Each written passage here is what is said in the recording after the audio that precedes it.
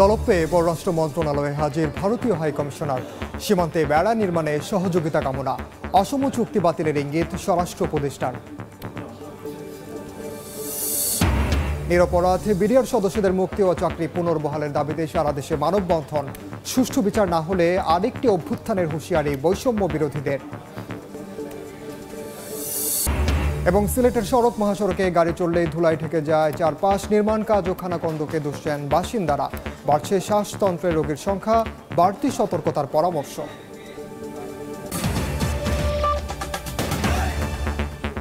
বাংলার সময় সঙ্গে আছি আমি ওমর ইনান। আন্তর্জাতিক আইন লঙ্ঘন করে সীমান্তে কাঁটা তারের বেড়া নির্মাণ চেষ্টার পরিপ্রেক্ষিতে ভারতের রাষ্ট্রদূতকে তলব করে প্রতিবাদ জানিয়েছে বাংলাদেশ। বিকেলে পররাষ্ট্র সচিবের সঙ্গে আলোচনা শেষে প্রণয় ভার্মা কূটনৈতিক ভাষায় বলেন, অপরাধমুক্ত সীমান্ত গড়তে বেড়া নির্মাণে বাংলাদেশের সহযোগিতা চায় ভারত। এর আগে স্বরাষ্ট্র উপদেষ্টা বলেন, বাংলাদেশের শক্ত প্রতিরোধের মুখে সম্প্রতি সীমান্তে বেড়া নির্মাণ করতে পারেনি দেশটি। ভারতের সঙ্গে অসম চুক্তিগুলো পর্যালোচনা করে দেখা হবে বলেও জানান তিনি।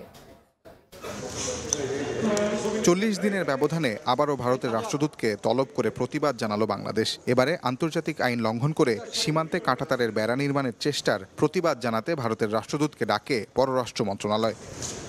রোববার বেলা ৩টায় পররাষ্ট্র মন্ত্রণালয়ে হাজির হন প্রণয় ভার্মা। আধা ঘন্টা আলোচনা হয় পররাষ্ট্র সচিব জসিমউদ্দিনের সঙ্গে। পরে সাংবাদিকদের কূটনীতিক ভাষায় ভারতের রাষ্ট্রদূত বলেন, দুই দেশের মধ্যে সীমান্তে বেড়া নির্মাণের সমঝোতা আছে, সেটি বাস্তবায়নে বাংলাদেশের কাছ থেকে সহযোগিতামূলক আচরণ প্রত্যাশা করে Bharat. We have an understanding with regard to fencing the border for security.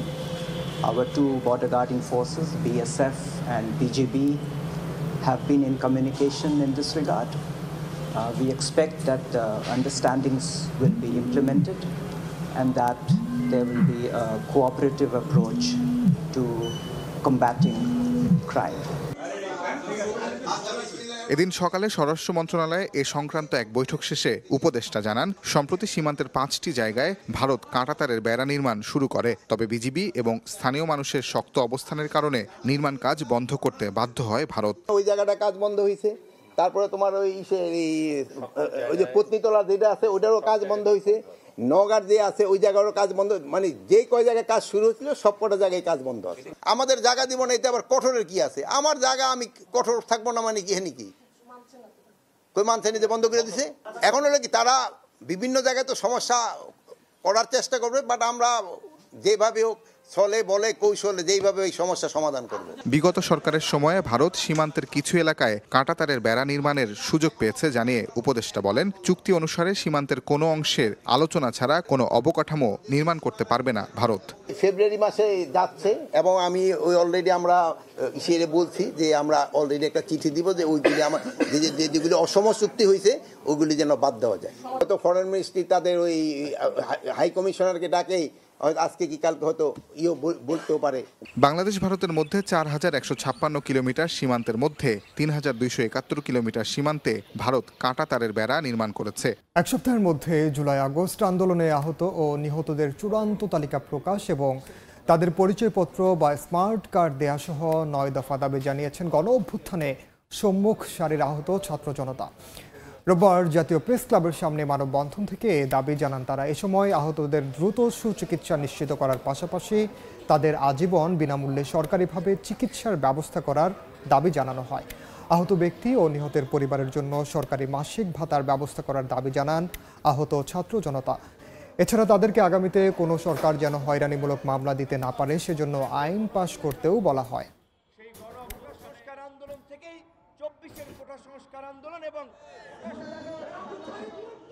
নিজে তদারকি করে এই শিক্ষার্থীদেরকে নিয়ে একটা কাউন্সিল তৈরি করবেন। 5 মাসে আপনারা চমক দেখাতে পারেন নাই। এই রকমের একটা এক্সপেরিয়েন্স অ্যাডভাইজারি বডি তাদের কাছ থেকে এটা প্রত্যাশিত ছিল না। এই সরকার অবশ্যই আমরা সমর্থন করি। এই নিপীড়কমূলক বাংলাদেশ আমাদের সকলের স্বপ্ন, কিন্তু সেটা করতে গিয়ে আপনাদের প্রতি অবিচার করা হবে, এটা কোনোভাবেই গ্রহণ করা যায় না। রাজনীতি করেন আপত্তি নেই, কিন্তু আইন শৃঙ্খলা ভঙ্গ করলে কোনো অবস্থায় কাউকে ছাড় দেওয়া হবে না বলে হুঁশিয়ারি দিলেন স্বরাষ্ট্র উপদেষ্টা লেফটেন্যান্ট জেনারেল অবসরপ্রাপ্ত মোহাম্মদ জাহাঙ্গীর আলম চৌধুরী।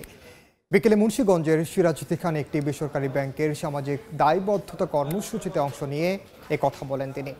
শ্রীনগর থানা থেকে আসামি যুবদল নেতাকে ছিনিয়ে নেওয়ার ঘটনা ইঙ্গিত করে উপদেষ্টা আরও বলেন, আসামি যেই হোক তাকে ছাড় দেওয়া হবে না।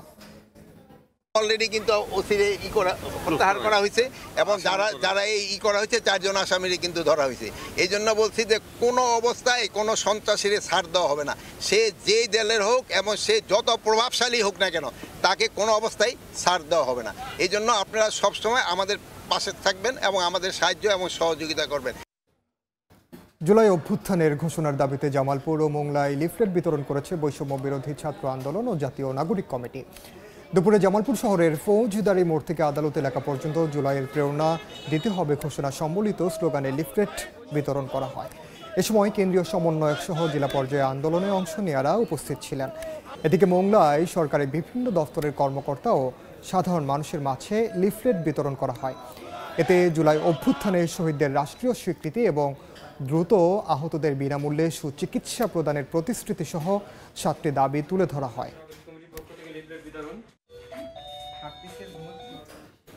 রাষ্ট্র কাঠামো মেরামতে বিএনপির ভারপ্রাপ্ত চেয়ারম্যান তারেক রহমান ঘোষিত 31 দফা বাস্তবায়নে বরিশাল ও ব্রাহ্মণবাড়িয়ায় লিফলেট বিতরণ করেছেন দলটির নেতাকর্মীরা। এ সময় আগামীর বাংলাদেশ বিনির্মাণে সবাইকে ঐক্যবদ্ধ থাকার আহ্বান জানান নেতারা। বিএনপির ভারপ্রাপ্ত চেয়ারম্যান তারেক রহমান ঘোষিত 31 দফা বাস্তবায়নে জনগণের দোরগোড়ায় দলটির নেতাকর্মীরা। লিফলেট বিতরণ ও সংক্ষিপ্ত সমাবেশ সহ নানা কর্মসূচিতে সরব অনুসারীরা। রোববার সকালে বরিশাল শহরের বাংলাবাজার এলাকায় দলটির কেন্দ্রীয় নির্বাহী কমিটির সদস্য আবু নাসের মোহাম্মদ রহমতুল্লাহর নেতৃত্বে শুরু হয় লিফলেট বিতরণ কার্যক্রম। বিভিন্ন শ্রেণী পেশার মানুষের হাতে তুলে দেওয়া হয় লিফলেট। আগামীর বাংলাদেশ বিনির্মাণে সবাইকে শামিল হবার আহ্বান জানানো হয়। পরে এক সংক্ষিপ্ত সমাবেশ করেন তারা।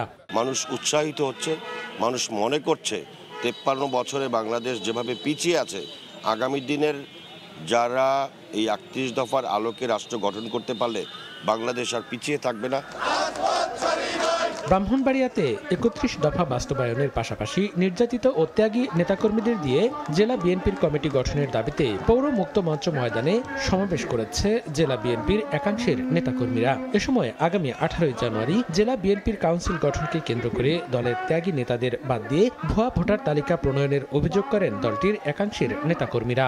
যতক্ষণ পর্যন্ত 14টা ইউনিটে ভোট পরিষ্কার পরিচ্ছন্নভাবে আমাদের সামনে তুলে ধরা না হবে, ততক্ষণ পর্যন্ত এখানে কোনো সম্মেলন করতে দেওয়া হবে না। অনেকের মা বাবা জেলে থাকা অবস্থায় মারা গেছেন।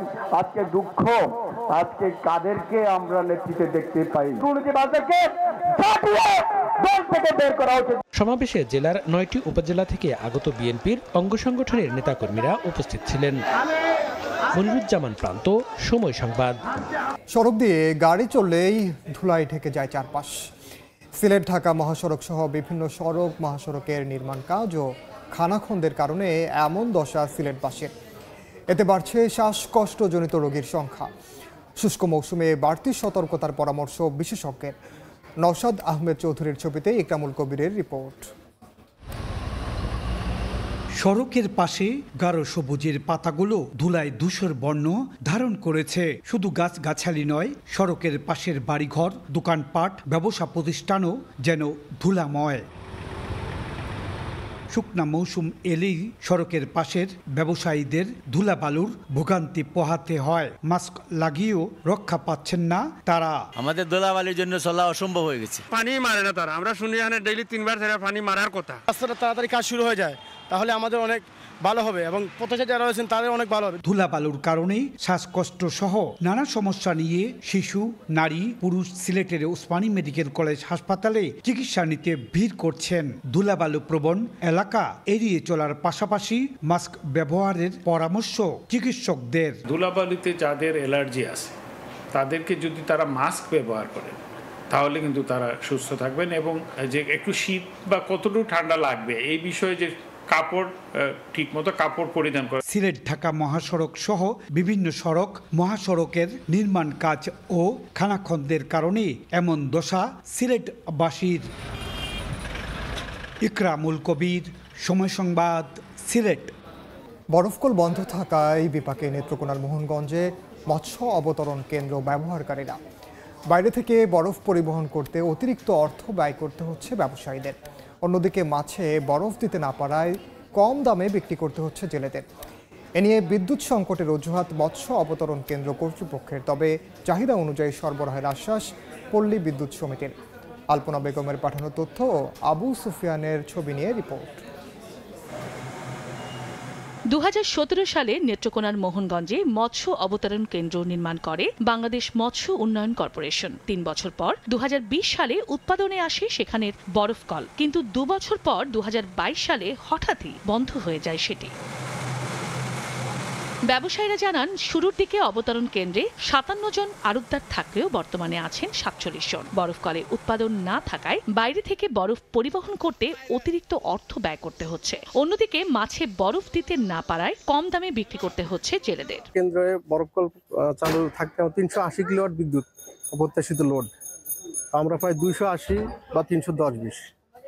এই কারণে আমরা অনেকটাই বিদ্যুতের কারণে বরফকলটি আমরা সঠিকভাবে চালাতে পারিনি। বরফ না থাকাতে আমাদের মাছ ঠিকমতো রপ্তানি আপনার ঢাকা দিতে পারি না, দেওয়াতে আমাদের মাছ অনেক নষ্ট হয়েছে। যারা পাইকার তাদের জন্য কিছুটা শেডের ব্যবস্থা করলে আরো একটু ভালো হইতো। এই জায়গায় বেচতে গেলে বরফ পাওয়া যায় না, বরফ বানানো লাগে যে পাটপট্টির মুত্তাইকা। বিদ্যুৎ সংকটের অজুহাত অবতরণ কেন্দ্র কর্তৃপক্ষের, আর চাহিদা অনুযায়ী সরবরাহের দাবি পল্লী বিদ্যুৎ সমিতির। বিদ্যুতের ভোল্টেজ কম থাকা এবং অতিরিক্ত পরিমাণে লোডশেডিং থাকার কারণে আমাদের বরফকলের প্রোডাকশনটা আমরা চালিয়ে যেতে পারি নাই। জেনারেশনের প্রাপ্তি সাপেক্ষে আমরা যে বন্টন পাই সেই হিসাবে বিদ্যুৎ দেওয়া হয়। যখন লোডশেডিং এর অবস্থা থাকে, জেনারেশন খারাপ থাকে, তখন তারা কম পায়। মোহনগঞ্জ মৎস্য অবতরণ কেন্দ্র নির্মাণে ব্যয় হয় 29 কোটি 53 লাখ টাকা। বরফকলটি চালুর প্রথম অর্থ বছরে আয় করেছিল 17,07,680 টাকা। পরের অর্থ বছরে আয় হয় 15,03,360 টাকা। সময় সংবাদ, নেত্রকোনা। রানওয়ের দৈর্ঘ্য কম ও দুর্বল হয়ে পড়ায় শিগগিরই বগুড়া বিমানবন্দর চালু করা সম্ভব নয় বলে জানিয়েছেন বিমান বাহিনীর প্রধান হাসান মাহমুদ খান। বিগত সময়ে একাধিকবার প্রস্তাব দেওয়া হলেও সরকার কোনো গুরুত্ব দেয়নি বলেও জানান তিনি। অবকাঠামো উন্নয়ন শুরু হলেও স্বল্প পরিসরে বিমানবন্দরটি চালু করতে সময় লাগবে অন্তত 1 বছর। বগুড়া এয়ারফিল্ড থেকে আব্দুল আওয়ালকে সঙ্গে নিয়ে কাজল আবদুল্লাহর রিপোর্ট। নানা চড়াই উতরাই পেরিয়ে আবারও বগুড়া এয়ারফিল্ডকে বিমানবন্দরে রূপান্তরের উদ্যোগ। আওয়ামী সরকার পতনের পর নতুনভাবে বিমানবন্দর চালুর প্রত্যাশায় জেলার বিভিন্ন শ্রেণী পেশার মানুষ। রোববার এয়ারফিল্ডটি পরিদর্শনে আসেন বিমান বাহিনী প্রধান ও সিভিল এভিয়েশন চেয়ারম্যান। কারিগরি বিভিন্ন বিষয়ে অবগত হওয়ার পর বিমান বাহিনী প্রধান জানান, 6000 ফুট রানওয়ে প্রয়োজন হলেও এই এয়ারফিল্ডের রানওয়ে রয়েছে 4700 ফুট। এটা সম্পূর্ণ সচল একটা বিমানবন্দর এবং রানওয়ে হিসেবে আছে। দৈর্ঘ্য ছোট হতে পারে, কিন্তু এটার area wise it is holding good. বিমান বাহিনী আমরা আমাদের নিজস্ব প্রয়োজনে ব্যবহার করে আসছি এবং সিভিল এভিয়েশনের সাথে আমাদের একটা চুক্তি হয়েছে, এমওইউ হয়েছে, সেই এমওইউর মাধ্যমে আমরা ব্যবহার করছি। বগুড়া উত্তরাঞ্চলের কেন্দ্রীয় এলাকা হওয়ায় বাণিজ্যিকভাবে গুরুত্ব হলেও বিগত সরকার এ বিষয়ে গুরুত্ব দেয়নি বলে জানান বিমান বাহিনী প্রধান। বলেন, এয়ারফিল্ডটি বিমানবন্দরে উন্নীত করতে সমীক্ষা যাচাই গঠিত হবে বোর্ড, এরপর সরকারকে দেয়া হবে প্রস্তাবনা। আমরা এটাকে ধরে রেখেছি এবং আমরা আছি বলে আজকে এই এলাকাটা আছে। এবং আপনারা ভালো করে জানেন, এটা যদি অ্যাবান্ডেন্ট হতো, যেমন অন্যান্য ডিজিজ এয়ারফিল্ড যেগুলি আছে বাংলাদেশে, অনেকগুলি আমাদের নিয়ন্ত্রণের বাইরে চলে গেছে এবং ওগুলি অব্যবহারযোগ্য হয়ে গিয়েছে। অন্তর্বর্তী সরকার নতুন এই উদ্যোগ বাস্তবায়ন না করতে পারলে নির্বাচিত সরকারের অপেক্ষায় থাকারও ইঙ্গিত দেন বিমান বাহিনী প্রধান। প্রথম ধাপের অবকাঠামো থাকা সত্ত্বেও শুধু অবহেলা আর রাজনৈতিক প্রতিহিংসার কারণেই বগুড়ার এই এয়ারফিল্ডকে রূপান্তর করা হয়নি বিমানবন্দরে। আগামীতে বিমানবন্দর হিসেবে চালু হলে এই এলাকার ব্যবসা বাণিজ্য যেমন সম্প্রসারিত হবে, তেমনি যাত্রী সেবার আওতায় আসবেন বগুড়া সহ আশপাশের কয়েকটি এলাকার সাধারণ মানুষ। বগুড়া এয়ারফিল্ড থেকে কাজল আবদুল্লাহ, সময় সংবাদ। মৌলভীবাজারের হাকালুকি হাওরের পতিত জমিতে চাষ হচ্ছে সরিষা। অনুকূল আবহাওয়ায় ফলনও হয়েছে আশানুরূপ। স্থানীয় ভোজ্য তেলের চাহিদা মিটিয়ে অন্যত্র সরবরাহ করার আশা কৃষকের। প্রতি বছর বর্ষা মৌসুমের পর জমি পতিত থাকত দেশের সবচেয়ে বড় হাওর হাকালুকিতে। গত কয়েক বছর ধরে সেখানে চাষ হচ্ছে রবি শস্য সরিষা। কৃষকরা বলছেন বাড়ি 14, 15 ও 17 জাতের সরিষা চাষ করে ভালো ফলন হয়েছে। স্থানীয় ভোজ্য তেলের চাহিদা মিটিয়ে অন্যত্র সরবরাহ করা যাচ্ছে। কৃষকদের সরিষা চাষে সার্বিক সহযোগিতার কথা জানায় কৃষি বিভাগ। কৃষি বিভাগের তথ্য মতে চলতি মৌসুমে জেলায় 6125 হেক্টর জমিতে সরিষার আবাদ হয়েছে। উৎপাদন লক্ষ্যমাত্রা 7350 মেট্রিক টন।